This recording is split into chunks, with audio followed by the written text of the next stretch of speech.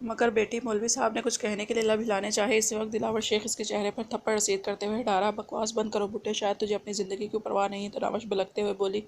دلاور شیخ تمہیں شرم آنی چاہیے، ایک کمزور نہتے بزرگ پر ہاتھ اٹھاتے ہوئے اس بڈھے کو بھی فتنے سے باز آنا چاہیے۔ جب ایک لڑکی شادی کے لیے تیار ہے تو اسے کیا مسئلہ ہے؟ اس کی بیٹی سے تو نکاح نہیں کر رہا جو اسے تکلیف ہو رہی ہے۔ بیٹی نہیں، بیٹی جیسی تو ہے۔ مولوی صاحب نے حوصلہ کر کے زبان کھولی۔ ایسی کی تیسی تیری بیٹی اور تیری بیٹی جیسی کہ چل نکاح پڑھانا شروع کر۔ محلے والوں کو سانپ سونگ گیا تھا۔ تمام خوفزدہ انداز میں یہ ڈرامہ دیکھ رہے تھے۔ اگر وہ مولوی صاحب کا ساتھ دینے پر تیار ہو جاتے تو دلاور شیخ میں اتنی جرأت نہیں تھی کہ اپنے 4 ساتھیوں کے ساتھ ان کا مقابلہ کرتا۔ مقابلہ تو جب وہ شادی میں شرکت کے فیصلے پر پچھتا رہے تھے، نہیں تو یہ خوف کھائے جا رہا تھا کہ کہیں مولوی صاحب کے بعد دلاور شیخ انہیں زد و کوب نہ کرنا شروع کر دے۔ اب بھی سوچ لے بیٹی، میں اپنی زندگی گزار چکا ہوں، میری موت سے اگر تمہاری زندگی بچ سکتی ہے تو انکار کر دے۔ دلاور شیخ کی بکواس کے باوجود مولوی محبوب الہی نہیں ہارا تھا۔ فکر نہ کر بڈھے، تیرے مرنے کی خواہش کو میں جلد ہی پورا کروں گا۔ یہ بےہودہ الفاظ دلاور شیخ کے ہونٹوں پر تھے کہ تناوش کے ہاتھ میں پکڑے موبائل کی فون کی گھنٹی بجنے لگی۔ اس نے مایوسی بھری نگاہ اسکرین پر ڈالی۔ یہ دیکھ کر اس کا دل خوشگوار انداز میں دھڑکنے لگا کہ کال کبیر دادا کے نمبر سے آ رہی تھی۔ اس نے بے صبری سے بٹن دبا کر رابطہ جوڑا۔ السلام علیکم۔ اس کی آواز حد درجے کی شکر گزاری سے ابل رہی تھی۔ وہ سلام کا جواب دیے بغیر گویا ہوا، معذرت خواہ ہوں، میرا موبائل فون ملازم کے ہاتھ میں تھا اور میں ورزش میں مشغول تھا۔ اس نے ابھی آ کر اطلاع دی ہے، میں بس تمہاری جانب نکل پڑا ہوں۔ میں منتظر ہوں۔ خوشی کے مارے اسے بولنا مشکل ہو گیا تھا۔ کبیر دادا نے مزید کوئی بات کیے بغیر رابطہ منقطع کر دیا تھا۔ دلاور شیخ برات میرے گھر تک آنے کے لیے چل پڑی ہے۔ ایک بار پھر اس کے لہجے میں اعتماد درایا تھا۔ شاید تم مزید مہلت حاصل کرنا چاہتی ہو، لیکن یاد رکھنا آج دلاور تمہیں ساتھ لے کر ہی جائے گا۔ تمہیں اپنی مردانگی کا ثبوت بھی تو دینا ہے۔ وہ بے باکی سے بولی۔ ضرور دینا، 20-25 منٹ ٹھہر جاؤ۔ اس وقت دلاور کا چپچا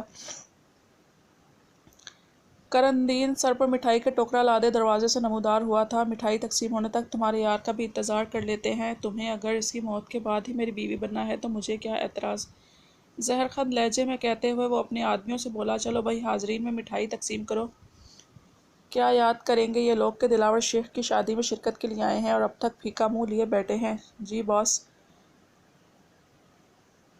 کہہ کر وہ سب سے پہلے مٹھائی کا ٹوکرا دلاور شیخ کے قریب لائے۔ وہ ایک گلاب جامن اٹھا کر منہ میں رکھتے ہوئے بولا، اس کھڑوس مولوی کا بھی منہ میٹھا کراؤ۔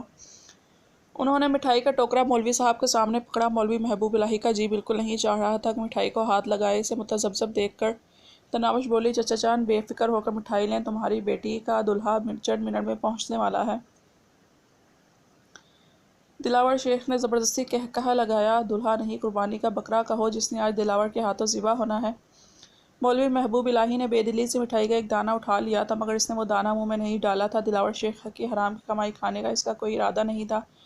اس کے مٹھائی نہ کھانے پر دلاور شیخ نے کوئی اعتراض نہیں کیا تھا۔ وہ تو بس خواصت بڑی نگاہوں سے تناوش کو گھور رہا تھا جو دلہن کے روپ میں قیامت ڈھا رہی تھی۔ البتہ اس کے چہرے پر نظر آنے والا اطمینان اسے ضرور چنبے میں ڈالے ہوئے تھا۔ اس کے وہم و گمان میں بھی نہیں تھا، آنے والے ہولناک وقت کا تصور موجود نہیں تھا، ورنہ وہ وہاں سے بھاگنے میں 1 منٹ نہ لگاتا۔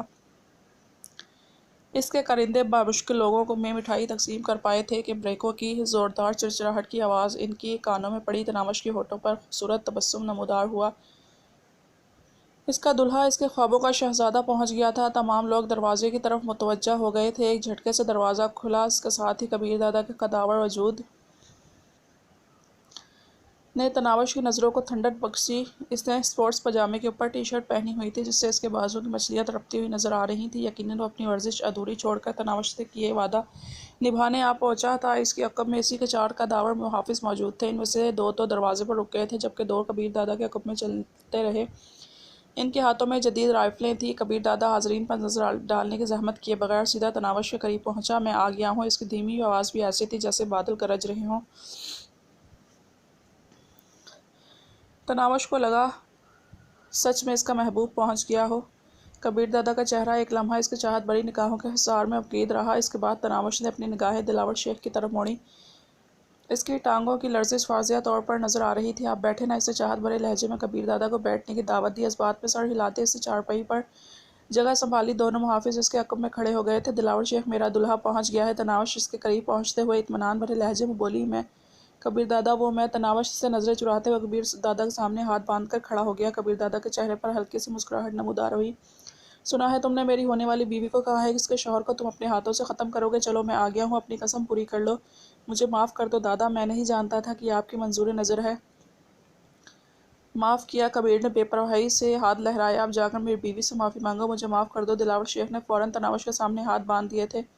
تناوش کے منہ سے اطمینان بھرا سانس خارج ہوا۔ دلاور شیخ اس پل کے خواب میں جانے کب سے دیکھ رہی ہوں، تم سے بہت سے حساب کتاب رہتا ہے، اور معافی بھیا سے مانگنا جنہیں تم نے بے گناہ قتل کیا تھا، اور اس کے لیے یقیناً تمہیں ان کے پاس ہی جانا پڑے گا۔ یہ کہتے ہی وہ ماں کی جانب مڑی، چلے ماں جی، ہمارا انتظار تو اختتام پذیر ہوا۔ ہاں بیٹی، بشریٰ نے باورچی خانے کی دیوار کے سہارے کھڑی 2 لاٹھیاں اٹھائیں، ایک تناوش کو دے کر دوسری اس نے خود تھام لی۔ ان مضبوط لاٹھیوں کا بندوبست انہوں نے صبح ہی سے کر کے رکھا تھا۔ معاف کر دو خالہ، ان کے تیور دیکھ کر دلاور شیخ کے چہرے پر ہوائیاں اڑنے لگیں۔ کر دیں گی، پہلے کفارہ تو ادا کر لو۔ بشریٰ کو خود اپنی آواز بیگانی لگ رہی تھی۔ اس کے جوان بیٹے کو دردناک موت کے حوالے کرنے والا اس کے سامنے موجود تھا۔ شاہ نواز کا کٹا پھٹا ہو چکا جسم ہمیشہ اس کی نگاہوں کے سامنے رہتا، نہ جانے مرنے سے پہلے اس کا بے گناہ بیٹا کن اذیتوں سے گزرا تھا، اور اس سب کا ذمہ دار دلاور شیخ اب بے بسی کی حالت میں اس کے سامنے موجود تھا۔ دوسری طرف تناوش تھی، جس کی زندگی اس نے اجیرن کر دی تھی، جس کی آنکھوں کے سپنے اسے چھین لیے تھے، جس کا گبرو بھائی اس نے اسی وجہ سے قتل کیا تھا کہ اسے اپنی بہن کی عزت کی حفاظت کی کوشش کی تھی۔ آج اس بہن کو اپنے بھائی کی موت کا مطلع لینے کا موقع مل گیا تھا۔ بھائیوں پر تو بہنیں تو یوں بھی قربان صدقے والی جاتی ہیں، وہ کیسے اپنے بھائی کے قاتل کو معاف کر دے گی؟ ماں بیٹی نے ہاتھ میں پکڑی لاٹھیاں بلند کی۔ پلیز خدا کے لیے، دلاور شیخ گڑ گڑایا، مگر اس کی منت تزاری کی پرواہ کیے بغیر ان کی لاٹھیاں ایک جھٹکے سے نیچے آئیں اور دلاور شیخ کے دفاعی انداز میں اٹھے ہوئے قیامت ٹوٹ پڑی تھی۔ اس کے منہ سے بلند پاک چیخ نمودار ہوئی، ہائے مر گیا تناوش! اور اس کی ماں کے کلیجوں تک ٹھنڈک کی لہر اتر گئی تھی۔ اس کے بعد ان کی لاٹھیاں ایک تواتر سے دلاور شیخ کے جسم پر برسنے لگی۔ وہ اس کے نچلے دھڑ کو نشانہ بنائے ہوئے تھے۔ دلاور شیخ کی چیخوں پکار اور اس کے تڑپنے کا منظر اتنا خوشگوار تھا کہ وہ جلدی جلدی اس کھیل کو ختم نہیں کرنا چاہتی تھی۔ مضبوط لاٹھیوں کے ضربوں نے چند لمحوں میں دلاور شیخ کو زمین بوس کر دیا تھا۔ ماں بیٹی دل جمی سے اس پر لاٹھیاں برسا رہی تھیں، یہاں تک کہ دلاور شیخ کے منہ سے آوازیں نکلنا موقوف ہو گیا۔ چھاتی پر پڑنے والی لاٹھی کے زوردار ضربوں نے اس کی پسلیوں کو توڑ کر دل کو ناکارہ کر دیا تھا۔ اس کے باوجود ماں بیٹی کے ہاتھ مسلسل چلتے رہے۔ کبیر دادا بڑی دلچسپی سے یہ منظر دیکھ رہا تھا۔ حاضرین محفل کے دل بھی خوف سے دھڑک رہے تھے۔ ایک طرف تو انہیں دلاور شیخ کے انجام سے خوشی ہو رہی تھی، تو اس کے ساتھ وہ کبیر دادا کی پررعب شخصیت سے بھی خوف محسوس کر رہے تھے۔ نہ جانے وہ اپنی ہونے والی بیوی کو دکھ پہنچانے کے گناہ میں کس کس کو تشدد کا نشانہ بناتا۔ دروازے پر کھڑے اس کے قوی ہیکل محافظوں کی موجودگی میں کوئی گھر سے باہر بھی تو نہیں نکل سکتا تھا۔ دلاور شیخ کے کرندوں کے چہروں پر موت کی زردی کو صاف طور پر محسوس کیا جا سکتا تھا۔ دلاور شیخ کی بھیانک موت کے بعد جب ماں بیٹی کی لاٹھیاں برسانا جاری رہا تو مولوی محبوب الہی ہمت کر کے آگے بڑھا اور تناوش کا ہاتھ پکڑتے ہوئے بولا، بس کرو بیٹی، یہ موذی اپنے کرتوتوں کے ساتھ اللہ کی عدالت میں پہنچ گیا ہے۔ اس کے ساتھ ہی اس نے بشریٰ کی لاٹھی بھی تھام لی تھی۔ دونوں ماں بیٹی چونکتے ہوئے جیسے کسی گہرے سپنے سے بیدار ہوئی تھیں۔ مسلسل لاٹھیاں برسانے سے ان کا سانس دھوکنے کی مانند چل رہا تھا۔ ان کے رکتے ہی کبیر دادا کی پررعب آواز ابھری، دلاور شیخ کے کرندے سامنے آئے۔ وہ چاروں سورما لرزتی ٹانگوں سے سامنے آئے اور بھاگ کر کبیر دادا کے قدموں سے لپٹ گئے۔ اللہ کا پاک کا واسطہ ہے، ہمیں معاف کر دو، ہمارے باپ کی توبہ، جو آئندہ غلط کام کیا۔ چاروں یک زبان ہو کر واویلا کرنے لگے، پیچھے ہٹ کر بات کرو۔ کبیر دادا نے انہیں دور جھٹکنے کی کوشش کی، جب تک آپ ہمیں معاف نہیں کر دیتے ہم قدموں سے سر نہیں اٹھائیں گے۔ چاروں معافی لیے بغیر اٹھنے پر تیار نہیں تھے۔ کبیر دادا عقب میں موجود اپنے محافظوں سے مخاطب ہوا، میرے 3 تک گننے تک ان میں سے جو کھڑا نہ ہو پائے اسے گولی مار دینا۔ مگر اس کی گنتی شروع کرنے سے پہلے وہ چاروں ہاتھ باندھتے ہوئے کھڑے ہو گئے۔ ان کے ساتھ کوئی حساب کتاب کرنا ہے۔ اس مرتبہ اس کا مخاطب تناوش تھی، جو عقیدت بھری نظروں سے اسے گھور رہی تھی۔ تناوش نے نفی میں سر ہلا دیا، اپنے سرغنہ کی لاش کو ٹھکانے لگانا تم چاروں کی ذمہ داری ہے۔ اگر یہ لاش پولیس کو مل گئی تو شاید انہیں مزید 4 لاشوں کی تفتیش بھی کرنا پڑے۔ کسی کو نہیں ملے گی دادا، ان میں سے ایک نے جرأت کر کے زبان کھولی تھی، اب دفعہ ہو جاؤ، اور اس کے بعد تم یا تمہارا کوئی ساتھی بھی اس محلے میں نظر آیا تو ہمیشہ کے لیے نظر آنا بند ہو جائے گا، کبھی نہیں آئیں گے، یہاں سے گزریں گے بھی نہیں۔ چاروں پر ابھی بھی لرزہ طاری تھا۔ جرم کی دنیا میں کبیر دادا کا نام کسی تعارف کا محتاج نہیں تھا۔ زیر زمین حلقوں میں وہ ایک افسانوی کردار جیسی شہریت رکھتا تھا۔ اس کے وہم و گمان میں بھی نہیں تھا کہ اس عام سے محلے کے سب سے غریب گھر میں وہ ایک دم آ کر یوں بیٹھ جائے گا اور وہ لڑکی جسے پچھلے 1.5 سال سے وہ تنگ کرتے آ رہے تھے اسے اپنی بیوی کا خطاب دے دے گا۔ کبیر دادا نے ہاتھ کے اشارے سے انہیں دفع ہونے کا اشارہ کیا اور تناوش کی طرف متوجہ ہوا، میرا خیال ہے میرا کام ختم ہو گیا۔ جی ہاں، بس ایک چھوٹی سی رقم باقی ہے، اطمینان بھرے لہجے میں کہتے ہوئے اس نے سر پر دوپٹہ درست کیا اور مولوی محبوب الہی کی طرف متوجہ ہوئی، چچا جان ہمارا نکاح پڑھا دیں۔ مولوی محبوب الہی کی آنکھوں میں شدید حیرانی کی لہریں اٹھیں، مگر اس نے کوئی سوال پوچھے بغیر کے بجائے بسم اللہ پڑھ کر نکاح کا خطبہ پڑھنے لگا۔ خطبہ پڑھتے ہی اس نے کبیر خان سے نام ماں ولدیت پوچھا اس نے دھیمے لہجے میں جواب دیا کبیر علی ولد عمر علی اور حق مہر اس مرتبہ وہ بشرا خاتون سے مستفسر ہوا تھا۔ ماں کے کچھ کہنے سے پہلے ہی تناوش بولی حق مہر دلاور شیخ کی موت ہی تھا، مگر بیٹی وہ اصرار کرتے ہوئے بولی چچا جان جو عرض کر رہی ہوں اسے مان جائے، اور مولوی محبوب الہی تکرار کیے بغیر ایجاب و قبول کرانے لگا۔ کبیر دادا نے اس ضمن میں زبان نہیں کھولی تھی، وہ دلچسپی سے تناوش کی باتیں سنتا رہا۔ اس چھوٹی سی لڑکی میں خوبصورتی کے علاوہ بھی تو خاص بات تھی جو وہ اس کی باتوں پر یوں محظوظ ہو رہا تھا۔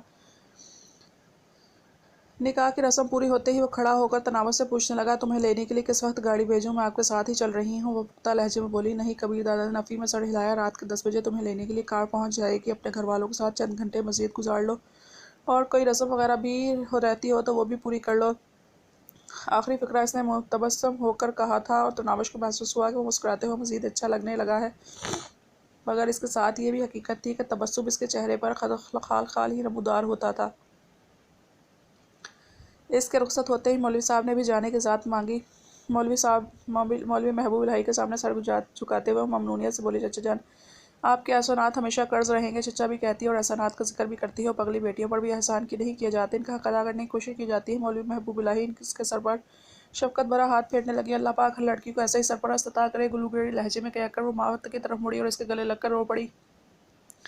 محلے والے بھی نادم اور خفیہ انداز میں ماں بیٹی کے قریب ہو کر انہیں مبارکباد دینے لگے۔ وہ ساری کہانی ان کے سروں سے کافی اونچی گزری تھی۔ کبیر دادا جیسی شخصیت کی عام دلاور شیخ کی بھیانک موت، ماں بیٹی کی کارروائی، تناوش کا نکاح، سب کچھ نہایت عجیب تھا، مگر وہ سوال کرنے کی جرات نہیں کر رہے تھے۔